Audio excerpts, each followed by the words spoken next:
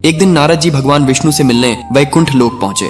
विष्णु जी ने उनका खूब सम्मान किया, मधुर स्वागत किया। परंतु जब नारद जी विदा होकर बाहर निकले तो उन्होंने सुना कि भगवान विष्णु लक्ष्मी जी से कह रहे हैं, हे लक्ष्मी, जिस स्थान पर नारद बैठे थे उसे गाय के गोबर से शुद्ध कर दो।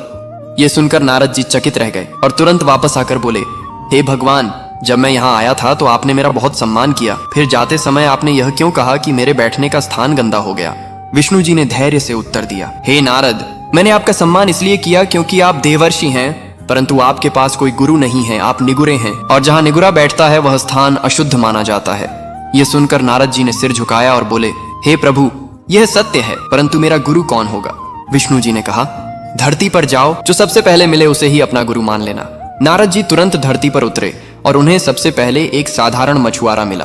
पहले तो नारद जी को संदेह हुआ, ये तो कुछ जानता ही नहीं, इसे गुरु कैसे मानूं? परंतु भगवान की आज्ञा स्मरण कर उन्होंने उसी को गुरु बना लिया।